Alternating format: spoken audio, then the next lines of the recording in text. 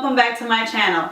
So today's video is going to be a video on some food tips for Thanksgiving. In my last video I did kind of like a prepping for Thanksgiving tips video on things that you can do early in November to prep for Thanksgiving, because we do know that on the week of Thanksgiving all we do is concentrate on the cooking. So there's a lot of things that need to be done behind the scenes a couple weeks earlier, and so I gave tips on that. So if you haven't seen that video, I will put the link up here and in the description box below to share with you guys that video if you want to check out those tips. But in today's video, I'm going to give you guys some food tips. I made two separate videos because if I would have put this tips in the other video, it would have been a long video, and so I decided to just focus on food in one video.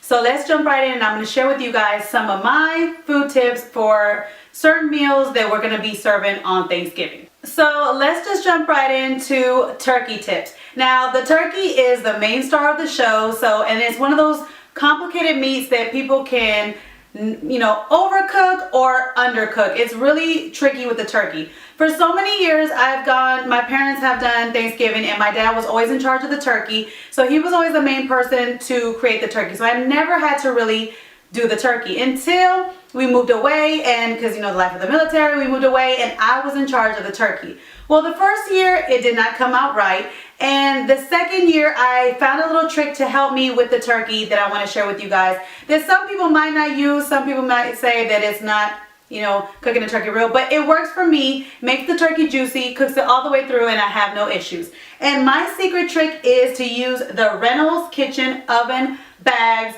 the turkey size.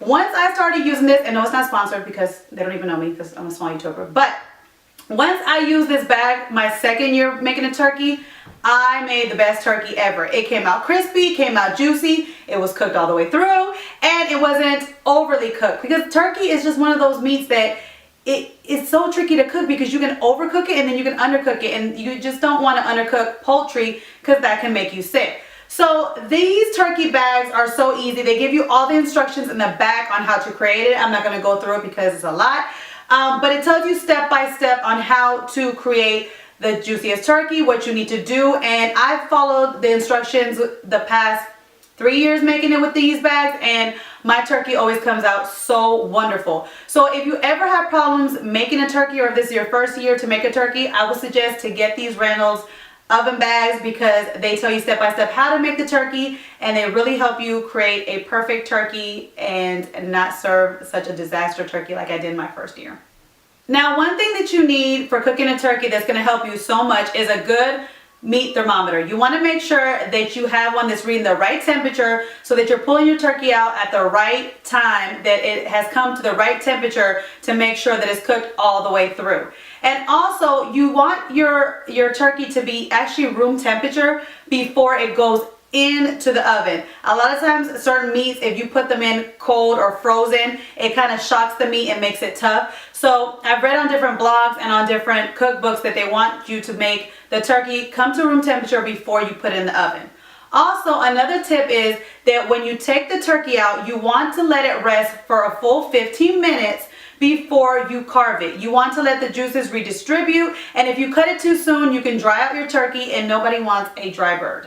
Another tip that I want to give you of your turkey is that you want it to be defrosted the day before that you're actually serving it. A lot of times people put it in the refrigerator to defrost, and it could take about 4 days for up to a 12-pound turkey to defrost in your refrigerator. And a lot of people do those 4 days is right up into the day of. But you have to think about it. You want to season your turkey. So the day before, that's when you're seasoning your turkey. And if you sit there and try to defrost your turkey 4 days before the actual date, you're going to have a cold turkey the day before that you won't be able to season well. So make sure that when you're looking at the guidelines to see how many days you need to defrost your turkey fully, that you make it the day before Thanksgiving, so that the day before Thanksgiving your turkey is fully defrosted, you're able to pull it out, you're able to put all the flavors that you want in your turkey, put it back in the refrigerator, and then be able to pull it out the morning of, let it sit for a while, come to room temperature, and be able to put it in your oven. Now let's talk about the other foods that we'll be serving on Thanksgiving. Now we know that the turkey is the star of the show, and the day of Thanksgiving, the turkey mainly takes up the oven the whole day. And unless you have a dual oven, it's kind of hard to cook other things in the oven on the day of Thanksgiving. So what I suggest to you guys is to try to find alternative ways to make other recipes that go with Thanksgiving dinner. For me, I cook the turkey in the oven, but then with my other meat, which I make sweet ham, I make like a Hawaiian ham, I actually make that in my crock pot. My mashed potatoes, I make it in my crock pot as well, and I actually have 2 different types of crock pots that you will see in my upcoming vlogs when I do my Thanksgiving vlogs. And then for my stuffing, I always make it the day before and put it in the refrigerator, or make it a couple days before and freeze it. So that way, the day of Thanksgiving, all I have to do is actually heat it through, and it doesn't need to be so much in the oven with the turkey, and it's kind of hard to fit the turkey and the stuffing in there because the only spot for the stuffing would be on the top, and then it would basically burn it. So I always suggest that you find alternatives to cook the other dishes in your home, whether you can make it ahead of time and freeze it and just warm it through, or use those crock pots, because there's so many recipes that you can make in the crock pot and actually in the Instant Pot, which I haven't bought yet but is so popular, that you can use besides using the oven, which will be taken up by the turkey. There are a lot of things that you can cook ahead of time. Like I suggested, you can cook the stuffing ahead of time. A lot of people use, they make their mashed potatoes ahead of time and then reheat it. I don't necessarily do that because I don't like the texture of how my mashed potatoes kind of taste. But what I do to cook it ahead of time is I actually chop up the potatoes ahead of time and put them in a plastic bag with some chicken stock, and I either freeze it or refrigerate it depending on how many days I do it before the actual day. And then I put everything in the crock pot and cook it through, which you guys will see that in my vlogs.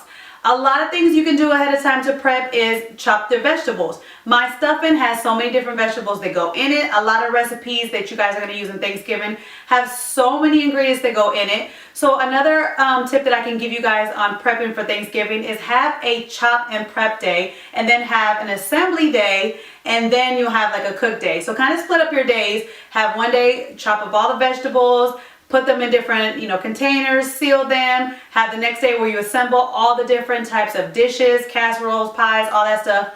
And then either have a baking day or a cooking day, and then you can just reheat them on the day of Thanksgiving. Now, in my prepping for Thanksgiving video, I suggested that you clean certain areas in your home earlier in November so that you're not trying to clean your home last minute the week of Thanksgiving when you should be concentrating on cooking.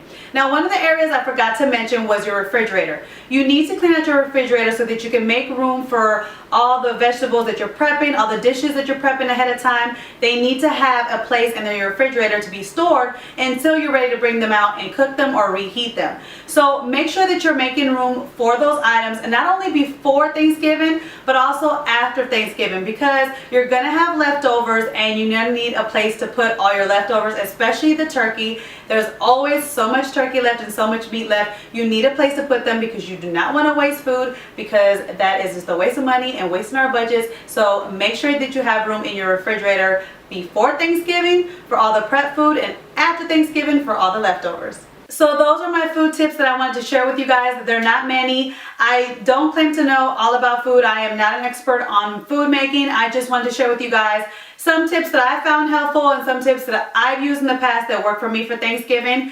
Let me know down in the comments if you guys have any more food tips for Thanksgiving. I could really use them because I'm still learning as I go. I've made my own Thanksgiving dinner for my family for the past 3 years, but I still can learn more. I'm not an expert at cooking or Thanksgiving dinner. So any ideas that you have or any tips that you have, I would love to have them. So please get in that comments area and let me know what you guys do for Thanksgiving, what helps you guys out. And I will see you guys in my next video. Bye guys. Hey guys, don't forget to click on the picture in the middle of the screen so you can subscribe to my channel and get notifications on all the new videos that I put out. And check out these other 2 videos that I have posted on my channel on either side of my picture. Have a great day.